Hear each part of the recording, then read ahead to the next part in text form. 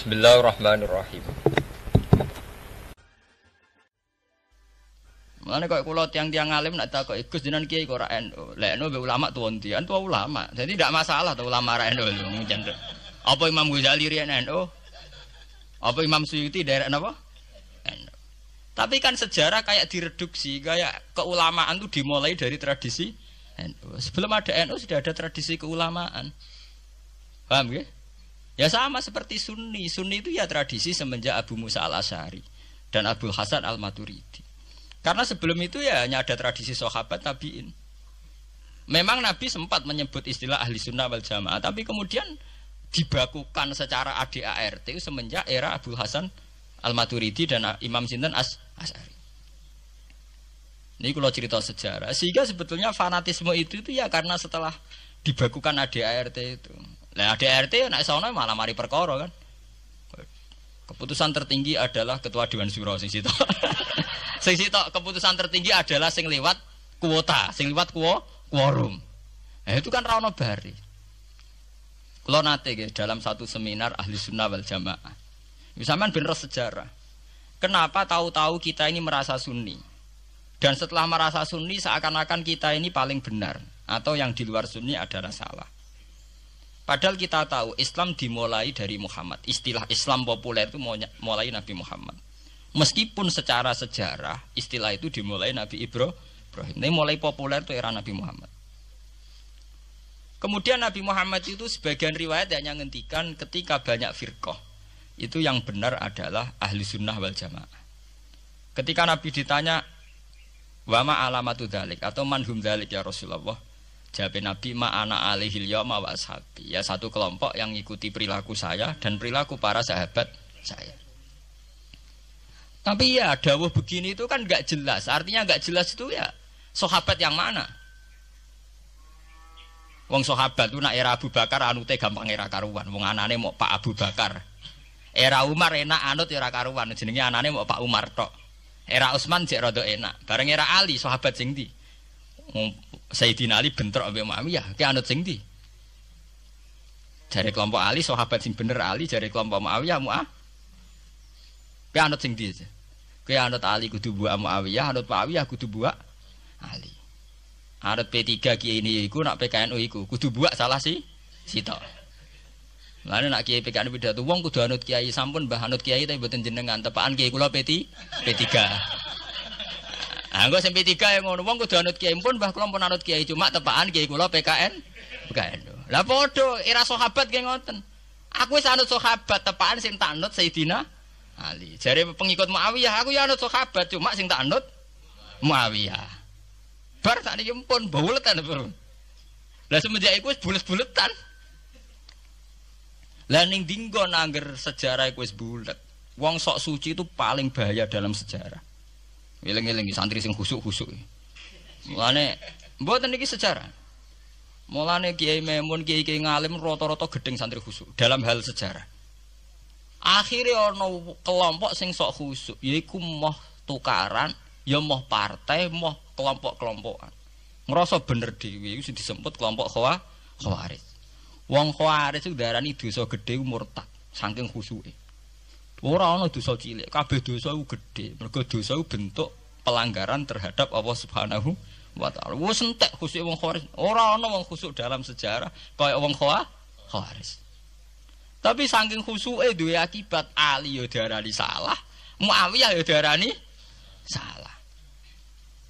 Ya kaya wong saiki. PKB diarani salah, PKNU diarani salah, NU diarani salah, Muhammadiyah diarani salah. Dekne mau klunak-klunak ning kamar ora tau gawe madrasah, ya ora tau mulang ngaji. Paham nggih? Ya ora tau dadani umat, mau pertuntang-pertuntung. Iku Khawarij, ngono jenenge apa? Khawarij.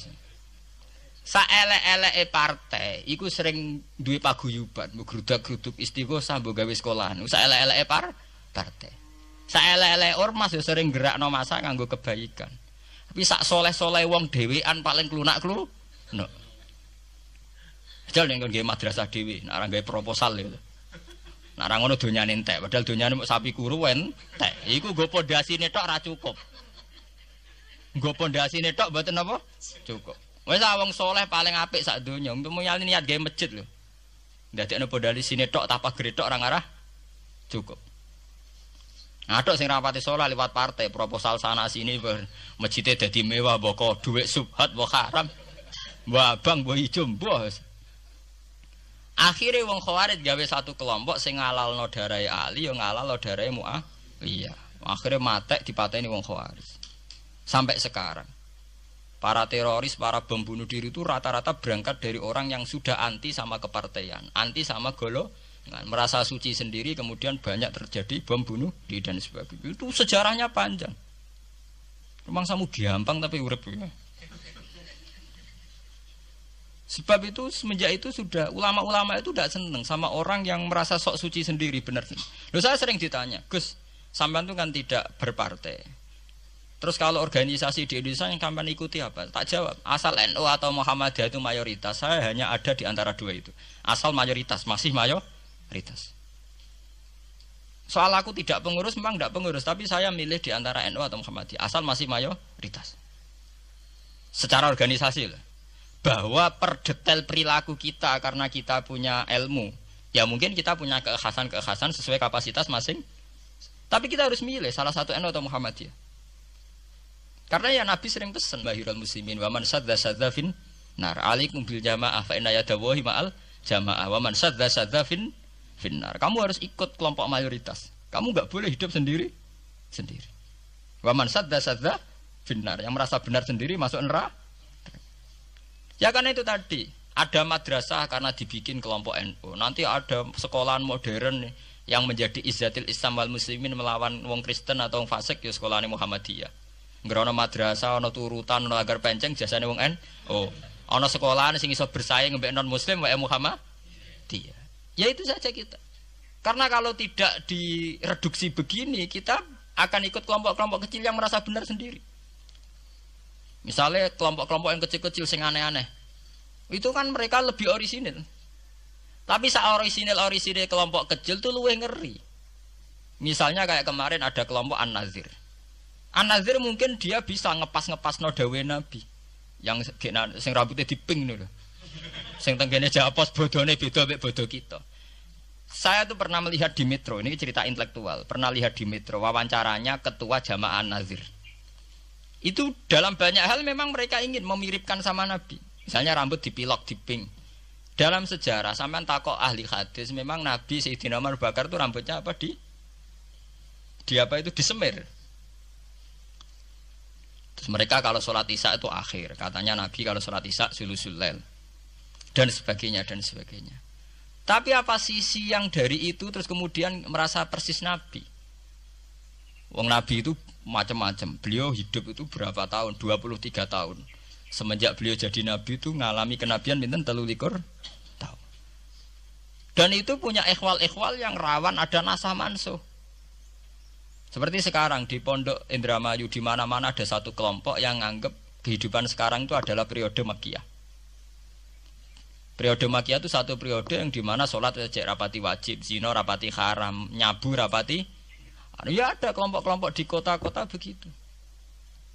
Di kota-kota juga banyak orang yang sama orang zina itu biasa, sama orang nyabu biasa. Mereka sendiri tetap mengharamkan zina, tapi nggak perlu dilawan.